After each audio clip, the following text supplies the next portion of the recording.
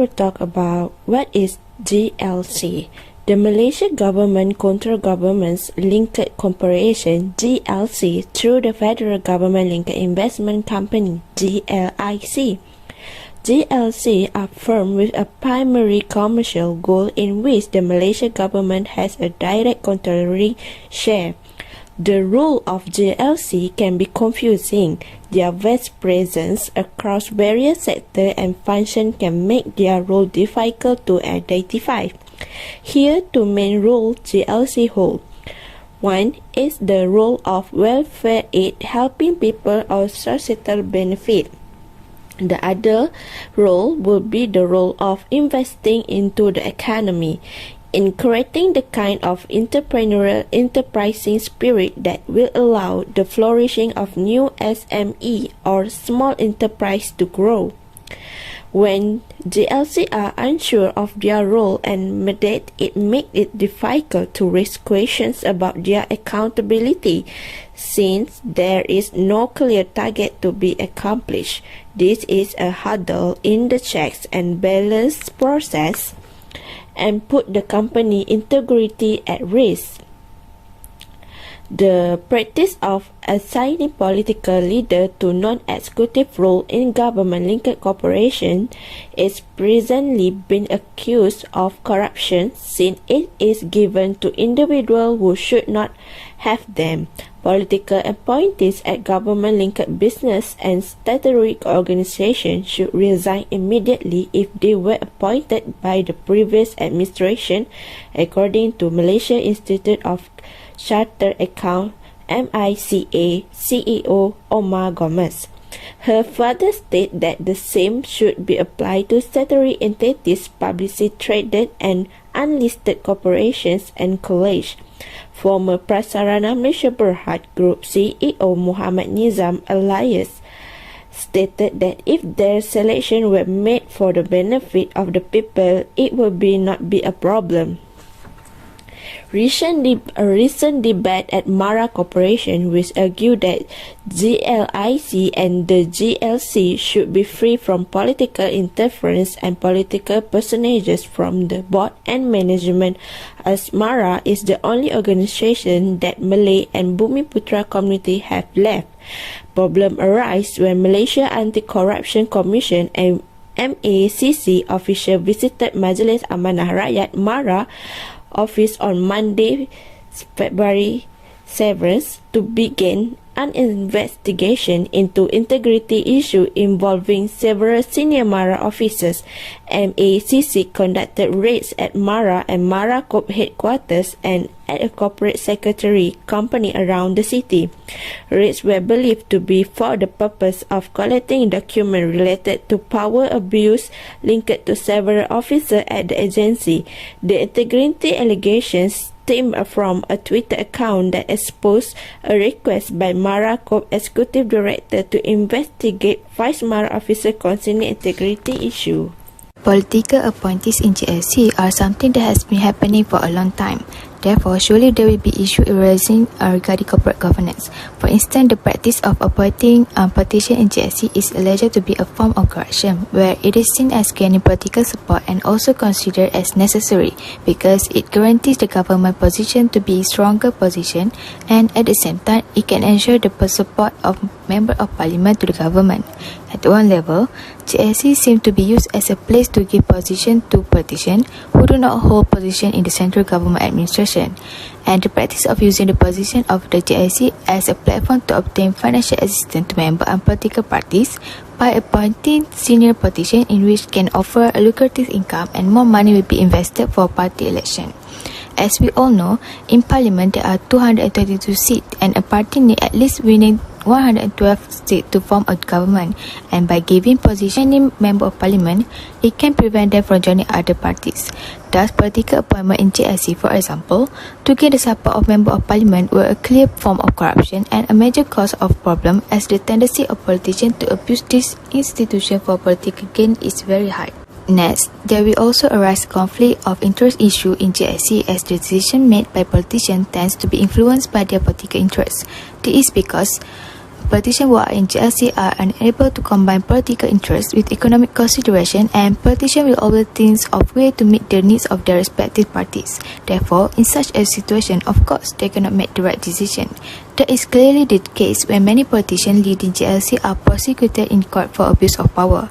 Other than that, the GLC will also become the political tool to the political elite to maintain and strengthen their power to gain electoral support through the channeling of projects.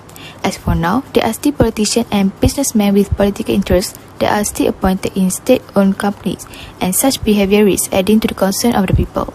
For example, there is also a Mara Council member who is also the chairman of the Mara Investment Committee and is a member of the board of directors of the subsidiary. This situation leads to the issue of conflict and difficulty for him to play the role of check and balance if he is also appointed as a board member, and thus uproar negative concern on his credibility if the same person become the chairman and the director of the subsidiary.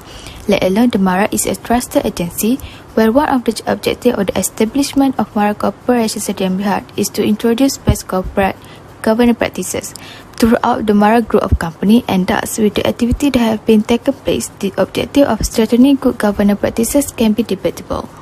Lastly, the most issue that evolve with the GLC is that institutional reform are needed in GLC. It is because of corruption and misconduct in the governance of GLC that occurred in the past, so that there are irregularities and losers are feared to recur if there is political interference as is happening now. The country will not progress if institutional reform are not carried out in GLC and the administration. Next, we're moving on to implication. Based on the issues, we can expect either good or bad implication to the nation.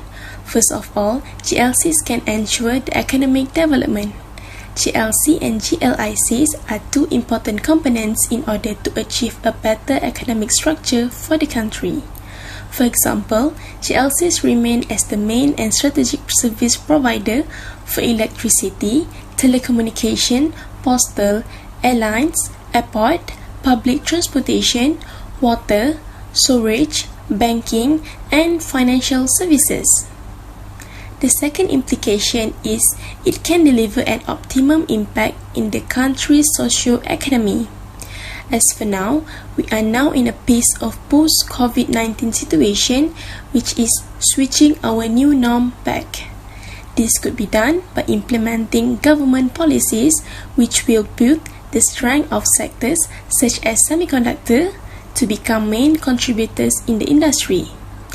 GLCs also play a role in helping the country to attract investment in certain sectors such as industry that are centered around sustainable development.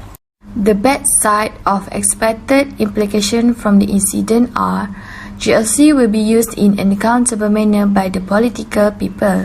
Instead of being used to address social injustices, this GLC will become crucial political tools for ruling elite to consolidate their power. In addition, GLC will be used to support the vested interests of power elite. This can be seen when they channel the concessions from the government to key constituency in order to gain electoral support. Other than that, there will be allowed for the appointment of politicians to the board of GLC to maintain party power. Finally, we're moving on to suggestion or recommendation on how to prevent this issue from getting worse.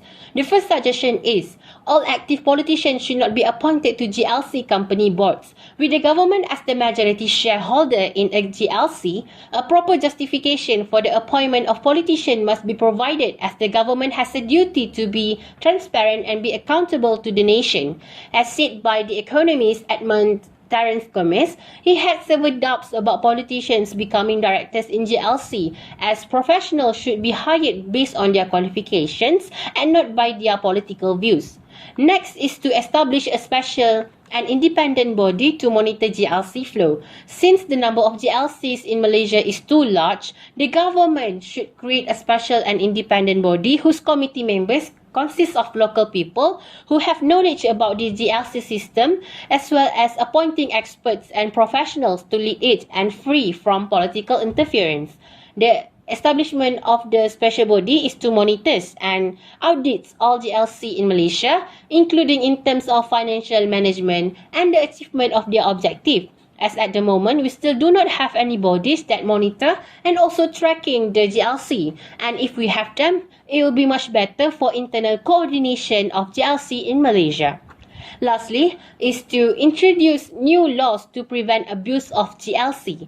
The government should introduce new laws to ensure transparency in the appointments to GLC's posts. So GLC appointments should be screened by the bipartisan parliamentary select committees to ensure these appointments are based on merit and not partisan interest. Besides, the new law should prohibit any elected representative from being appointed to position in GLC. This is to avoid conflict of interest between their role as lawmakers serving as check and balance. The new law should also make it mandatory for all GLC to disclose and periodically report on important information such as appointment of chairperson and also directors and also their salary.